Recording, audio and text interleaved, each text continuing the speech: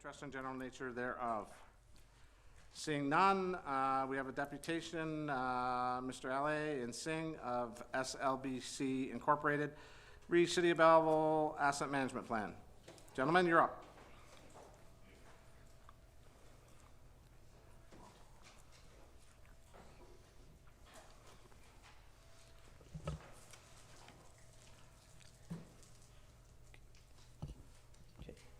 Good afternoon, council members, city staff, and members of the public here today for joining us. My name is Akeel with SLBC Inc., and I'm joined here with my colleague Aman Singh, who will be here to support questions after the presentation.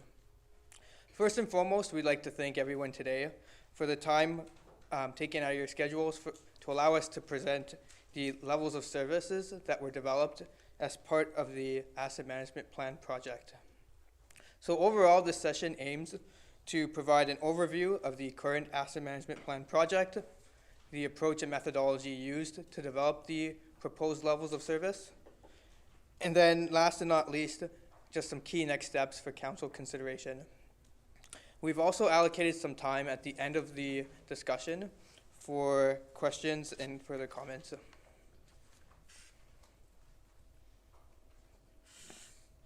So in terms of our agenda today, we'll provide a brief overview of the project background.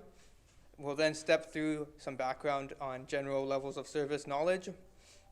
We'll then dive into the proposed levels of service approach, and then we'll end the presentation with some next steps.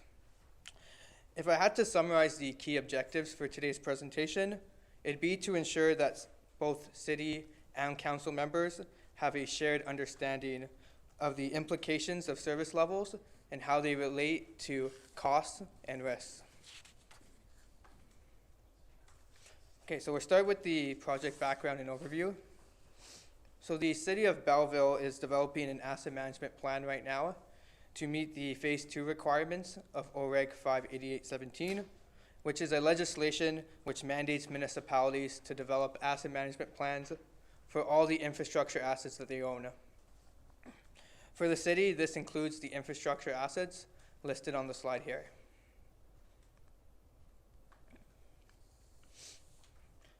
So what is asset management? As an asset management specialist myself, I actually don't like using the term asset management. Rather, I refer to it as sustainable service delivery. The three core elements that drive sustainable service delivery are level of service, cost of service, and risk. All of these are interconnected and essential for making strategic decisions.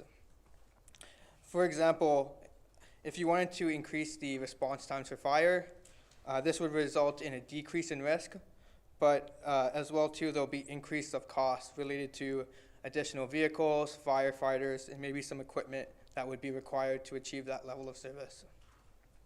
Ultimately, the municipality is striving to achieve that perfect balance between these three elements in order to support sustainable service delivery.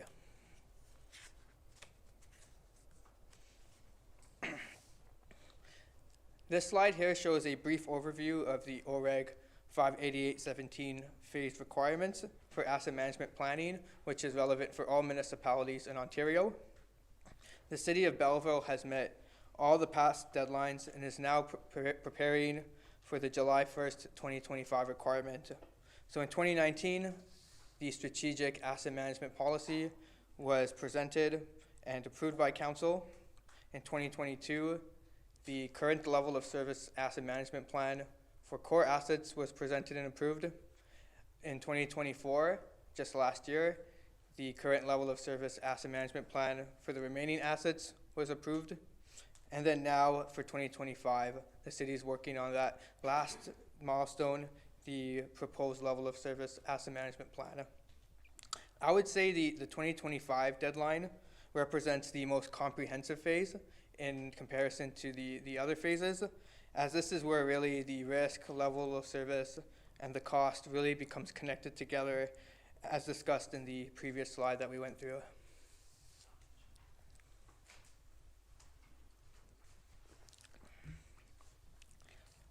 So OREG 58817 prescribes that the proposed level of service asset management plan includes 5 key chapters. That's the state of infrastructure, the levels of service, lifecycle management strategies, including risk, the financing strategy, and then implementation and key assumptions. What's important to note here is that the OREG 58817 prescribes a 10-year outlook for asset lifecycle needs. So it's really prompting municipalities to develop or work towards developing a 10-year capital forecast and also longer-term operating forecasts.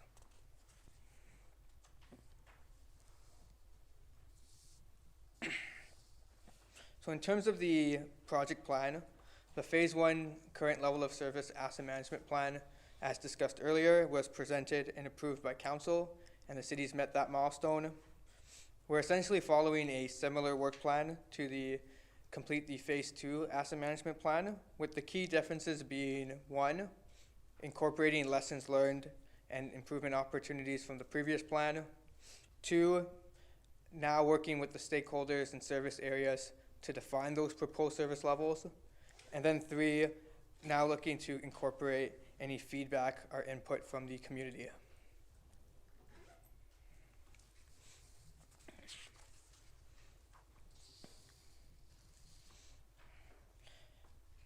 So I know this is a bit of a busy image, but essentially what it's showing is the level of service framework that was used and adopted by the city to support sustainable service delivery. You essentially read the image from left to right, and this framework really aims to provide a line of sight from strategic priorities through to service levels, through to costs, and then through to risks. So starting from the left side of the image, different service levels related to capacity, function, and reliability are stemmed from the strategic priorities from the city, as well as their goals.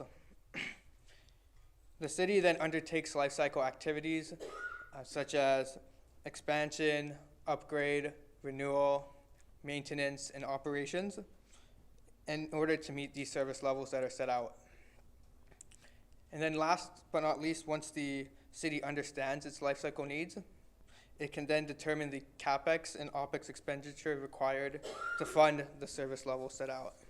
So again, this is how all three are sort of all interconnected.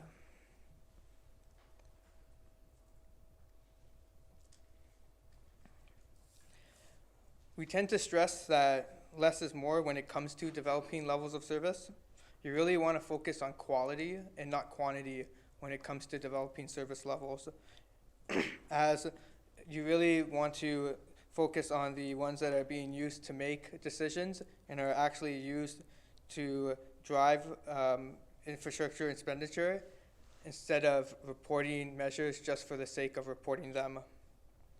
It's also important that when developing or capturing levels of services, that they are customer focused, so they're relevant and reflect what customer and users care about, that they're understandable, so they're defined in terms that council and the general public can understand, that they're comparable, so you're able to illustrate a trending story of what's happening to the service area, that they're controllable, so they measure something what the city has direct control over, and then last but not least, that they're quantitative where possible.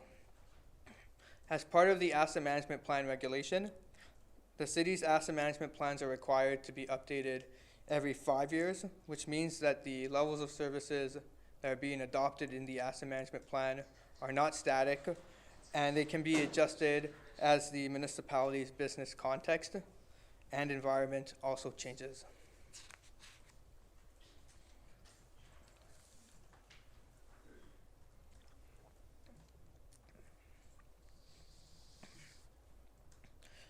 So there are several competing priorities when it comes to defining and setting the proposed levels of service.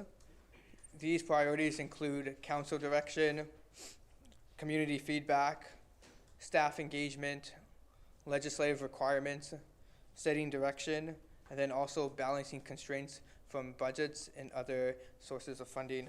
The levels of service set out in the asset management plan both inform the CapEx and OpEx budgets for the city. It's important that the levels of services for the city are reviewed on an annual basis, not only so the city can monitor its progress towards meeting that target service level, but so it can also review and adjust its budgets as appropriate.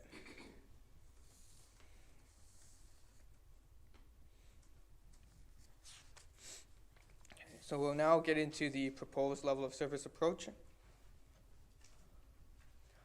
And for our approach, we essentially took 3 steps. The first step was developing something that we like to call the maintain current level of service scenario. So this scenario identifies lifecycle activities and associated costs that would be required from preventing the current renewal backlog, or if you want to think of it as just the amount of assets that are in very poor condition from growing over the next 10 years. This was completed during the 2024 asset management plan. The second step was the projected funding scenario. So we examined the impact to the city's infrastructure based on the funding levels coming from the capital plan. And then based on step 1 and 2, we looked at the infrastructure costs and risks that were being examined, and that was used to inform a proposed service level that the city has recommended adopting over the next 10 years.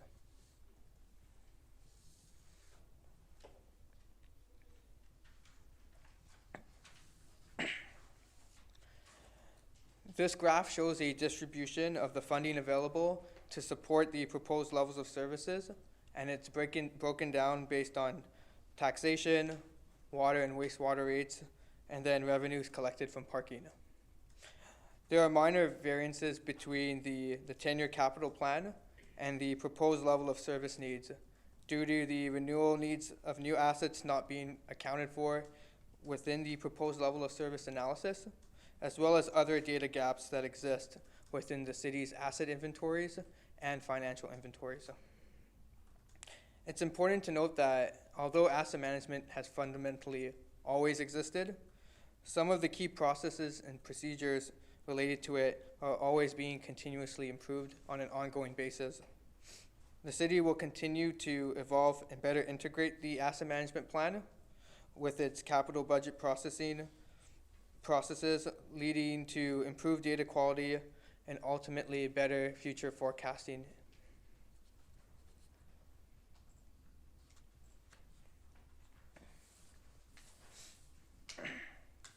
This slide again is a bit of a busy image, but it can be looked at in essentially 2 cross sections.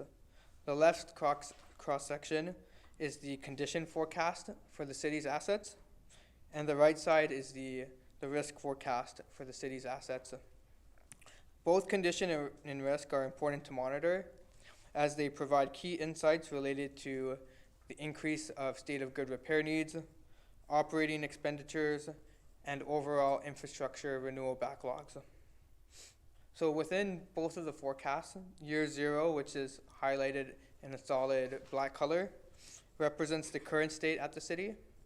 And then year 10, which is the dotted black line, represents where the city will be based on the proposed level of service expenditure. So for the condition profile on the left, at the bottom you can see that the assets in very poor are slightly decreasing. However, the amount of assets in poor condition are increasing quite a bit. What's important to note here is that if these poor condition assets are not monitored or have funding in place for their replacement, these assets will fall into the red or very poor condition in the near term. And then conversely, on the right side, if you look at the risk forecast, you can see that the assets in very high and high risk are expected to increase over the next 10 years. And if these assets are not replaced, renewed, repaired, or upgraded over the next 10 years, this can yield high consequences to the city, whether that be financial, environmental consequences, reputational consequences, or service delivery related.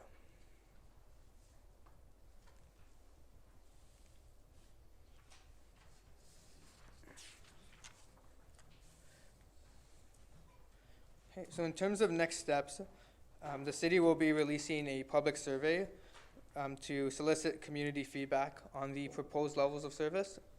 That survey is going to happen in late March or early April and last for about 3 weeks. After the survey is closed, the final proposed level of service recommended to council will be determined and finalized for incorporation into the asset management plan. Following that, in June, we have the final asset management plan council presentation. And then, of course, as noted earlier, July 1st is the OREG 58817 compliance deadline. So that was it in terms of what we wanted to cover today. I want to thank you again for your time, and I'll hand it back for any questions or comments related to today's presentation. Councillor Thompson? To the, on page, well, it doesn't say what page, in the proposed level of service funding, what does PLOS AMP mean? So through the chair, PLOS stands for Proposed Levels of Service. And what's the AMP mean? Through the chair, the AMP is an acronym for Asset Management Plan. Next question, survey. How are you going to do the survey? Through the chair, the survey is going to be sent out digitally for input from residents from within the city. So not sent out, it'll be available for residents to fill out if they so wish to. But how is the residents going to find out if we do it on our website? Are they going to get something in the mail? Is it going to be through, I just would like to know how we're going to get it out to the public so we do get a I response. think that might go to Treasury. Brendan? Treasurer Ferguson, sorry. Through the chair to Councillor Thompson. It'll be very similar to our budgetary process, so we will have the communications department, sending out posts, media releases, as well as some notices through our social media to get their attention to get them to get on and respond to our survey as well. I think we have some media where we'll be trying to get the message out through radio as well. So the last survey we did, what kind of response did we get? Through the chair, our response levels vary on our budgeting exercise. Somewhere between 700 and 1,000 would be about the survey response level that we get for our budget process.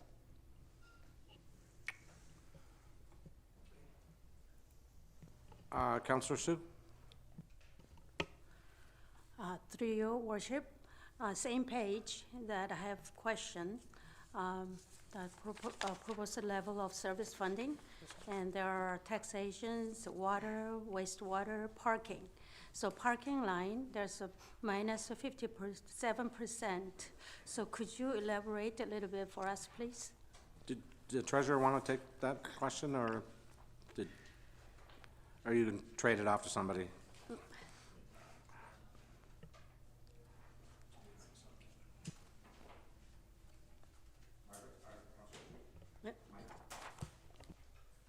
Sorry, through the chair. If I could just get directed to the slide, maybe you can just show me which section is getting referred to. Sorry, apologies.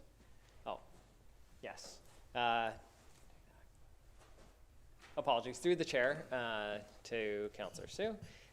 This is reflected of the differential between the two funding plans. So we originally had the asset management plan that was approved in July previously. From that, we approved a 10-year capital plan during capital budget. We were going on the basis of the original plan for maintaining levels of service. So those were adjusted accordingly as we updated the proposed levels of service that are in front of you today. That had funding impacts across all the different portfolios based on the levels of service for each portfolio. Those items identified in that particular slide are identifying those differences so that you can see the level of investment required for the proposed levels of service for the asset management plan are actually less. So instead of $1.4 million predicated through the 10-year capital plan, we will be based on the levels of service that are being proposed, if approved. That would have the impact of making those $600,000. Thank you so much. Anybody else? Councillor Carr. Yes, thank you, Mayor. Just looking at the citywide levels of service, that's an attachment to our council report. So obviously, through you, Mayor, that document will be a reference for residents to look at, then to comment on. Is that the intent? Through the chair to the councillor, the survey is questions more around understanding the residents' sort of support of investments in certain asset classes versus getting into the actual technical levels of services. The technical levels of services typically are reserved for the service areas because sometimes they do require some knowledge of the asset and may not be common knowledge to the public. So can you give me an example, through you, Mayor, can you give me an example of a question you may ask a resident in the survey related to a particular asset, just to get an understanding of the question? Because typically what happens is surveys go out, and if you don't provide enough context to inform the resident, first off, in terms of what a level of service is and all that, then it makes it hard to glean that information back. We've seen that kind of evolve as to how we've done some of our own surveys. So could you give me an example of a survey question related to a particular asset? Do you remember any of them?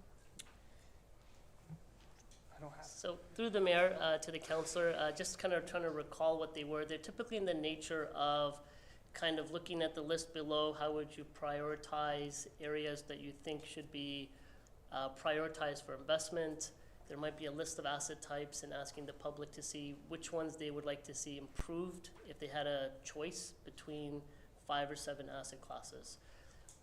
So it's meant to be easy for the public to digest and provide the city with some information more so on where the public is looking to have their investments completed.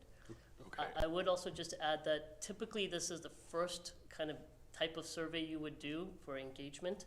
Normally, as you get into more advanced levels of engagement with the public, you would start to do things like public information centers, understand cost and level of service trade-offs, and engage in more close focus groups. And I can see that something that will evolve as this asset management unfolds. Last question is how many questions are on the survey to the community? Through the chair to the councillor, there's 8 questions. Okay, thank you. Councillor Millette. Thank you, Your Worship. Through you, and further to that, and I think a lot of my question was just answered. The report that we're looking at and some of the graphs that you provided here and have provided us in our attachment, will there be a link for that to the public as part of the survey process? Through the chair, yes, there will be. Okay, and that's further to my second question then. Will there be any way to explain, because my concern is that some members of the public not understanding, or, some of this is fairly technical, and some of it's frankly a little bit alarming. We're looking at certain things, wastewater, 9 bypasses in the past year, plant flow exceedance, 77% of properties connected to the municipal wastewater system. Well, there's an easy explanation for that, but what the numbers tell you is that 1/4 of our properties in the municipality aren't connected to municipal wastewater systems.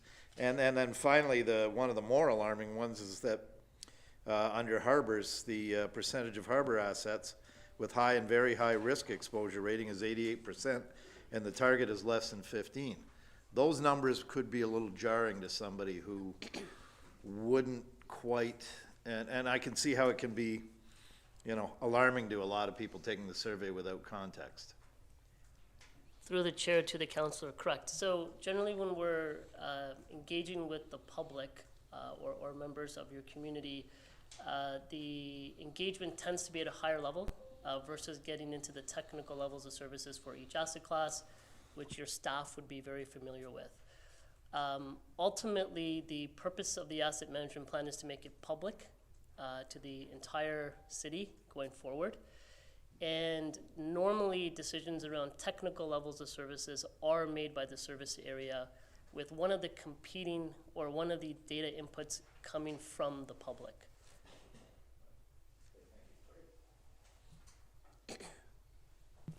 Councilor Thompson. Yeah, the questions that are going to be asked to the public, will we be able to see those before they go out?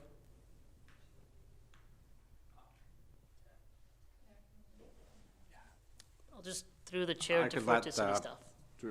send that to Director Ferguson. Through the chair to all of the council, absolutely, we can have those provided to you in advance. Okay. Anybody else? Seeing none, thank you, gentlemen. Thank you.